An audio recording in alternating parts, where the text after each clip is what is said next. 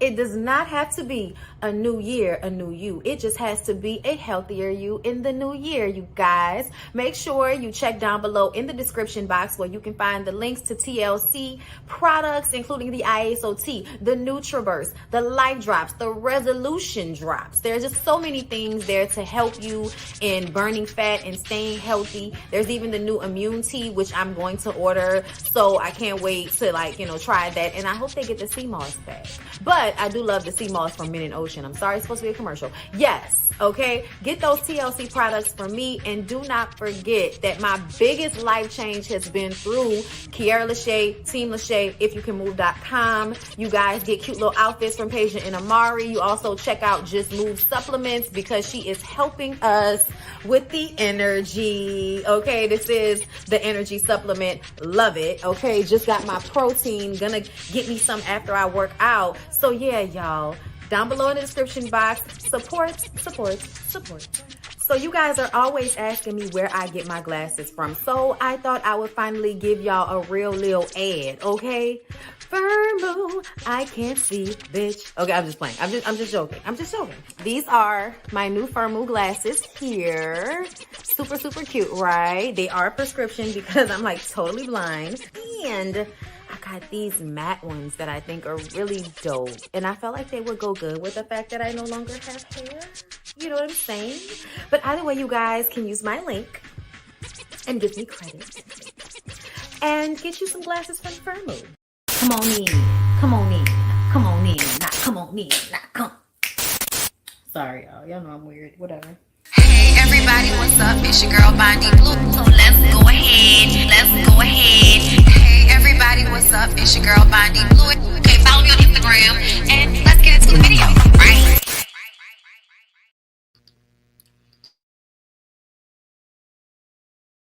You couldn't hear me, bitch. Hey everybody, what's up? It's your girl Bondy Blue, and I am back for another This Is Us review, y'all. Okay. So let's start off with Jack back in the day this episode. All right. So Jack is planning this beautiful proposal to Rebecca, right? The issue is not only is he, worried and nervous and all of those things that a man would be when he's about to propose to his wife, but y'all know Rebecca's family doesn't like Jack. They have money and Jack comes from a poor family. So they look at him like, you're not worthy. And really, it's like, child, please, Jack is top notch. Y'all wish y'all had a son like Jack in y'all life. You know what I'm saying? Like, if they had Jack as a son, Jack probably would have done so much, with the money that was, given to him and afforded to him in his life. But then again, y'all know sometimes pressure builds diamonds, and y'all little rich kids don't be getting the pressure all the time like Jack probably did. It builds what they say, character. That's what they say. But either way, all right, just a little backstory in case you did not know that Rebecca's daddy does not see it for Jack. So when Jack called to try to get his approval and his blessing for the engagement, he didn't answer the phone, he didn't call him back, nothing. Okay, so Jack and Miguel are, putting up the banner and whatever else they're doing for the engagement party surprise. And he practices the proposal, gets down on one knee, puts the ring on Miguel's finger, and then the ring gets stuck. Like, oh God, why is this happening? Also, Miguel, why is Miguel's hair Farrah Fawcett? Like in the 70s, did Miguel's hair need to be Farrah Fawcett? Like, I just wanted him to throw it back one time. Hit it like this one time because it was given, in the 70s, we staying alive and shit. We the Bee Gees. It was a real Bee Gees hair to where, I'm sorry, y'all. The hair was everything. I had to point out that Miguel's hair was absolutely everything in this little flashback to the 70s. Okay. So Rebecca's dad actually ends up showing up and he tells Jack that he's just going to tolerate this marriage, yeah, I'll be there to, be there for my daughter and I'll just tolerate, this marriage or whatever. But I ain't happy about this shit. I'm not happy about it at all. My daughter could do better. You're a bum. And Miguel is like, oh, no, good sir. That's what we're not going to do. Okay. Because Jack not only risked his life. Okay. He's a veteran. We're not going to treat him like that. He's a vet. Okay.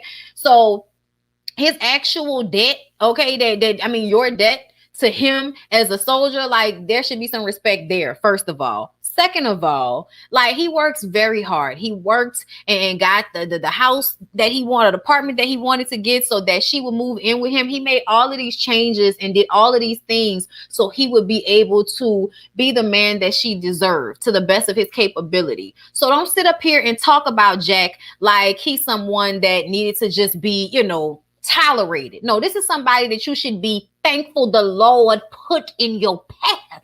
Okay, and that your daughter found a man that's gonna love her for the rest of his damn life. Okay, versus finding a man who might have been able to give her a little bit of money, but she would have been miserable and swallowing pills at the end of it all. Okay, get it together.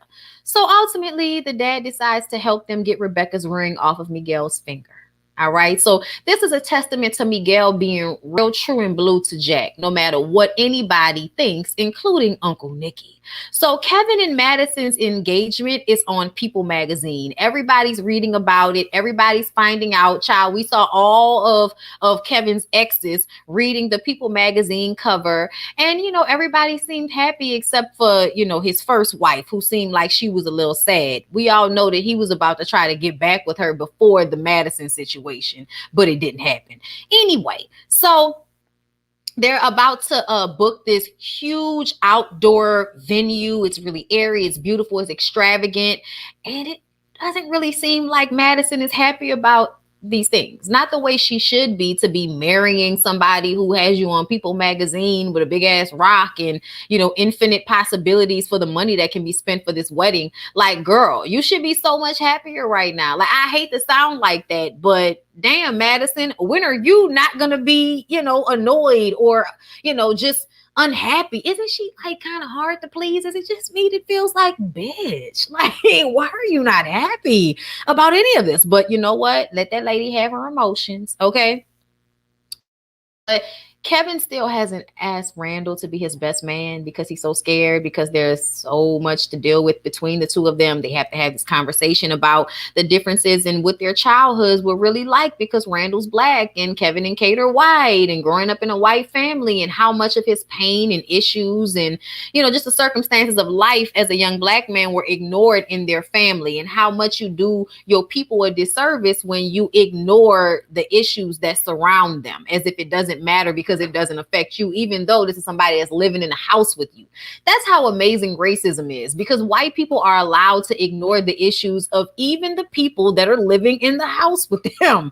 Unreal. Anyway, Uncle Nicky, okay, I told y'all, is feeling some type of way about Miguel. He is jealous of Miguel because Miguel was Jack's best friend. Okay. And he feels like Miguel replaced him in a way, right? So he got all of this, negative energy towards Miguel. And y'all know Miguel is your guy. Okay. Miguel is the guy you call when you need help with something. He's going to help you put it together. He's going to throw an amazing party. He knows how to get you to flight. Like, Miguel is the person to call when you need something. Okay. He's very dependable, and he's been that for this family for a very long time, for all of the kids' life, basically. So Uncle Nicky refers to Miguel as the guy who is banging his brother's wife. First of all, your brother's dead. Been dead for a good 25, almost 30 years at this point. So yeah, we really gonna need for you to kind of curtail the way you word that, because it's not what it sounds like. All right. Now he wants to help with the planning of the engagement party. Even though this is Miguel's thing, Uncle Nicky doesn't even know how to plan a Chuck E. Cheese birthday party, let alone an engagement party for people who are on the cover of People magazine. This is obviously Miguel's situation. But he doesn't like the fact that Miguel has such a large part in the situation because of his jealousy. So what's he going to do? He's going to insert himself into a situation he knows nothing about. So when Miguel gets there in his nice little clean, sweater set, perfectly moosed hair, and Uncle Nicky doesn't give it 5 minutes before he's making slick ass comments, until finally Miguel is worn down. It's like, it kind of seems like you've been making little comments at me the whole time I've been here, shooting everything down that I've said. What is the issue? Okay. And then Nicky says that Jack replaced him with Miguel, and then he swooped in and wore Rebecca down until she married him. And Miguel says swooped in. To be clear, I married Rebecca 13 years after Jack died. Okay. Like, 13 years after Jack died. So don't act like, oh, I was just waiting on the sidelines to come and swoop in and steal my dude's wife, even though I probably was in love with the bitch this entire time. But that does not matter. I have never overstepped my boundaries and gave enough time to respectfully, move into this situation. Like, I'm sorry, but 13 years is quite respectful. Like, he's gone. What are we doing here? But either way, Miguel says, if you think I don't think about what Jack would think about me marrying Rebecca every day of my life, you are sadly mistaken. But what you are even more mistaken about is thinking that I owe some type of explanation to your ass. Because I don't. Okay. And yeah, Kevin was like, come on, Uncle Nicky, chill out. And it was just like, oh, shut up, Kevin. Shut up, Kevin. So y'all, Randall and Beth are preparing for group therapy. And Tess's little boo Alex is coming over, and Beth has to practice her non-binary pronoun use as to not upset Tess. When Alex gets there, Tess hardly lets Alex speak before rushing Alex up the stairs into her bedroom so that they can study. Randall goes to group therapy for adopted people. All right. Very, very interesting. Beth told him, please do not take over the group therapy and allow other people to talk. So he does that. When they go to group therapy, well, when he goes to group therapy, he really does just sit and listen to other people's stories that match his own, to the point where it was like he really didn't even have to say much because they were saying a lot of the same things that he would say. One guy named Andrew talked about how his parents raised him to be Jewish. He's Asian. And when he went through his bar mitzvah at 15, which is a rite of passage for Jewish men, but not for Asian ones. I wasn't exactly sure which Asian he is. That's why I'm just saying Asian. Okay.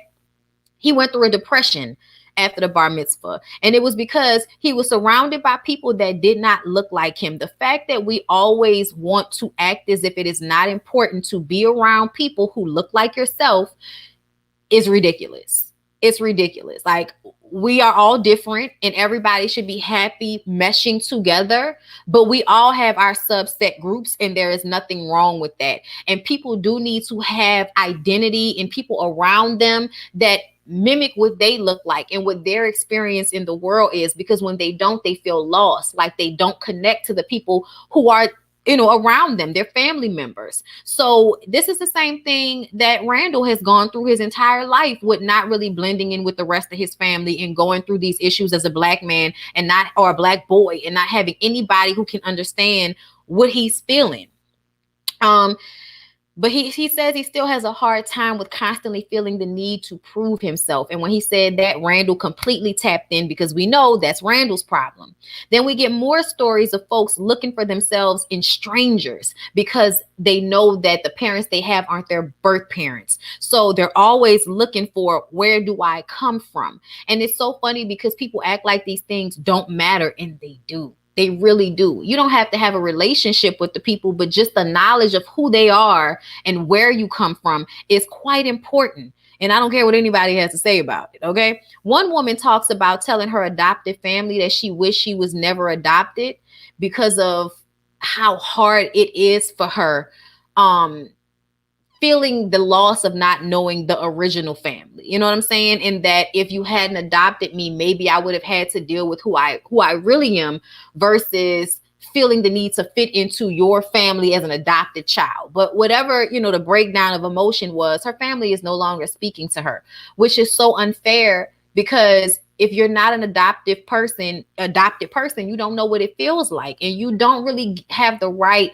to ostracize people, to me, in a family dynamic, because they go through the emotions of what that is to be someone who is adopted. And there's layers of emotions that go along with that. And if you really love somebody, you don't throw them away because the shit doesn't show up the way you think it should. You know what I'm saying?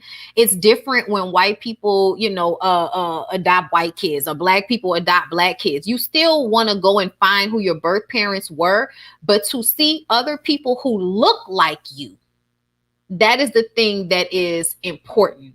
And when you don't give that to a child, when you don't give them that developmental time to grow and learn from someone that mirrors them, it's very hard for them to find themselves, to find where they fit in society, because they have never been taught what it is like to be a person like themselves, which is different from a white person, which is different from a Jewish person, which is different from an Asian person, which is different from a black person. Shit, even with black people, it's different depending on, are you 100% African? Are you from the islands? Are you African American? Like, it depends. But we all have our experiences, and being around people who are like us is important for our development, period. And I just think that when people don't have that, they have pieces that they have to go back and try to gather in order to fix the issues that they have because of it, because of that loss. So y'all, Deja comes downstairs and informs Beth that Tess and Alex are in her room with the door closed. And Deja is like, y'all don't let me and Malik be upstairs with the door closed. And I almost wanted to be like, because Tess and Alex are not gonna come downstairs with a baby. Like the truth of the matter is, you don't press the lesbians because they can barely give each other STDs a lot of the time. Like, they can, but I'm just saying, it's not as easy as it is for a boy and girl for pregnancy and STDs. Just saying. They was just making out. But either way, they still didn't need to be up there with the door closed. The rules need to be the same for everybody as far as I'm concerned. But we all know that the outcomes are different, which is why people don't handle it exactly the same way all the time. But either way, Beth goes upstairs. Now, y'all know her mom is there. Felicia Rashad is there the whole time, kind of being supportive. And she's like, hey, Beth, don't go up there and tear it down now. Don't do it. And Beth was like, I'm not going to go up there and tear it down, but I'm going to go up there. So when she goes upstairs, she finds Tess and Alex in mid-kiss on the bed.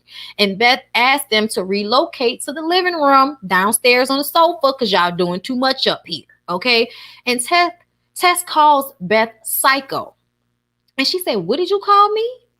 And she's like, nothing. She was like, oh no. Okay. See, now it's time for Lil Alex to take Alex ass home. Okay. Whatever the pronoun, them, it's time for them to take their ass on home because you done got disrespectful. And having people over to the house is a privilege, not a right. Okay. Alex has to keep telling Tess that everything is okay, which makes me feel like Tess makes a bigger deal out of these things than Alex probably does. But Tess wants Beth to admit that she's upset that Tess is gay. Like, I want you just to admit that you don't like seeing me and Alex together. And Beth talks to Felicia Rashad about letting go. Maybe it's just too hard to let go of what I thought, my daughter was going to be. And that is a thing. It's hard to accept that. But Felicia Rashad said, child, don't wait too long, because then you'll be like me, an old woman, living with my daughter and her family just so I can make up for the lost time of not being able to accept her for who she is, because of what I wanted her to be. And I think a lot of parents have kids with the idea that their kids are going to fit into a mold for them. And when they don't fit into that mold, it is so hard to deal with. And it's not that you're angry, but it's just a hard transition to change what you thought would happen for them. And that's fine, but that needs to happen because you don't have children so that they can become mini-me's. You have children because you want to have a child and they grow up to be an adult and live their own life and be successful and be happy and be healthy, whatever that looks like. And that doesn't always look the same as what successful and healthy looks like for you as the parent, okay? But the conversation made me cry because Felicia Rashad was basically letting Beth know she knows that she did not handle her in the correct way. And she is sorry for that. And she's trying to make up for it now. And she's also there to give Beth the knowledge of not making the same mistakes with her daughter as she's doing, as she did with Beth. Okay. So Beth puts her head on her mom's shoulder and then she goes upstairs to talk to Tess. And she tells her, you're not going to call me out my name ever again. That's not what we do around here. Okay. But I still want you to be able to express how you feel. And Tess says that she knows Beth is trying, but she doesn't have to try when it comes to Annie and Deja. And it makes her sad that she feels they might not ever be that close again. And Beth assures her that they will always be close. But Tess kind of, she's like, okay, mom, like she doesn't believe it. And it's like the teenage years are hard, y'all. The teenage years are growing pains. It won't always be that way, Tess. Like if you and your mom want to be close, it doesn't matter who you're in a relationship with. She'll become accustomed and you'll stop being a heightened, emotional, annoying ass teenager and cut her a little bit of slack. And everything will eventually work itself out. It's how it will happen. You know what I'm saying? I can tell. I can already tell. Okay. I hope so, child. But anyway, let's move over to Kate. Kate is starting her job as the music teacher for the blind kids at this school, right? And the guy she's working under is like an asshole, you know? He's like, there were so many more qualified people for this job, but the boss liked your energy, so you're here. But he's letting her know that he doesn't really like her. He doesn't really want her there, and he wanted someone better. Meanwhile, she's having a hard time with leaving her two kids at home for the first time while working and leaving Toby at home to deal with the fact that he's now, Mr. Mom. And that's hard for him because he wants to go back to work. So it's a lot of things going on. And, Kate is at work crying and shit. And boss is like rolling his eyes and everything else. Toby and Madison meet up with the kids at the playground. And she admits that she doesn't want to get married at the same venue that Kevin wants to get married at. And Toby is having a hard time being a stay-at-home dad. He doesn't want to spend 10 hours a day with his kids, even though he loves them. And I'm just like, dude, I don't know, maybe if you should have had kids. Because I feel like, I don't want to spend 10 hours a day at home with the kids all the time either. But if I have to, then this is the life I chose. You know what I'm saying? Like you wanted to be a parent so damn bad when you thought you were going to be able to pawn your kids off on other people most of the time. Think about that. Something's wrong with that mindset. America needs to change some things. Kate's boss tells her that she needs to be present for his kids instead of crying over her separation from her own kids, and that she was underqualified, like I told y'all. Kate ends up helping one of the students sing by explaining the emotion in the song to her in a way that she can understand because she's blind, so she may not be able to see how to emote the song. So it has to be explained in a way that she can understand. Obviously, Kate is qualified because she did something that the actual music teacher could not do, which is make the kids understand on an emotional level. When it comes to music, that is one of the most important parts. I tell y'all all the time, people like Mary J. Blige have been able to be, recording artists all of their, adult lives because they knew how to get the emotion into the song, even when their technique failed them. All about emotion, okay? Not all, but mostly. Madison tells Kevin finally that she doesn't want to get married at the villas and that her dad was a withholding type of man when they were growing up and he was never home. So once her mom was just like, if you don't take us on your next trip, it's over. Okay, make time for us or else. So he did. He took them on a trip to Japan and they saw the Japanese cherry blossom trees and it was the best time of her life. And then like maybe a few weeks later, he told her that, the family was getting a divorce. It did not sully that for her, though. It was still one of the best moments of her life. And she found a garden that has some of those same trees. So she would like to get married there. And Kevin is like, of course, yes, whatever you want to do.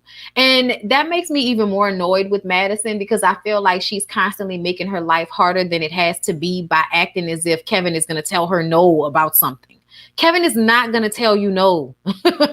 Like, think about it, Madison. Think about it. Like, you have everything at your disposal right now. Anything you say, Kevin is going to do. Stop playing yourself for cheap. Y'all, her confidence is still an issue for her. I want her to get that together.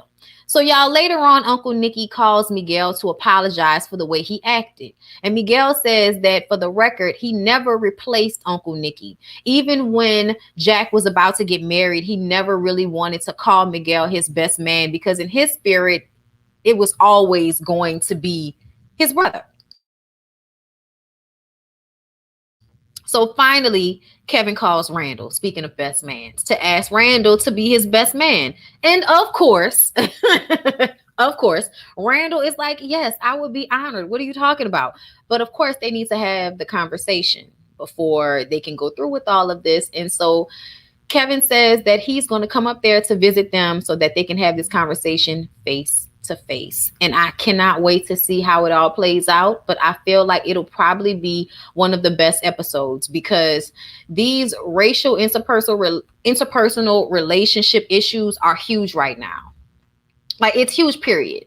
But I think there needs to be more healthy dialogue about how Black and white people can have conversations about our differences in experiences without always telling Black people we're lying or overreacting, and also being able to explain things to, white people in a way that they understand, because the racism allows for them to put up blinders to things that don't affect them. That's the system that we all live in. So just like we're subject to the brutality and all of that of the racism, they're subject to the denial of it. They're allowed to be in denial constantly while we're having to constantly deal with it and stay quiet about it. So this next episode is going to be amazing. But yeah, we saw all the exes at the end of the episode, and like I said, everybody looked happy except for their first wife. I was like, girl, don't run up and get done up now. Madison looked like, girl, you ain't about to take this from me. But anyway, y'all, that was This Is Us. It was a really good episode. I hope y'all enjoyed the review. Please don't forget to like, comment, and subscribe to my channel if you have not already. I'm so sorry for the delay on this show. I meant to get it out earlier, but the week was just running from me, and the lives somehow set precedent now. So they have to get done first. And sometimes if I'm tired after, that's all y'all was going to get. But y'all know I'm never going to just leave y'all out here hanging. I'm going to let y'all know what's going on, or the review will be up sooner than later. So here it is. I hope y'all enjoyed. Have a good rest of y'all day.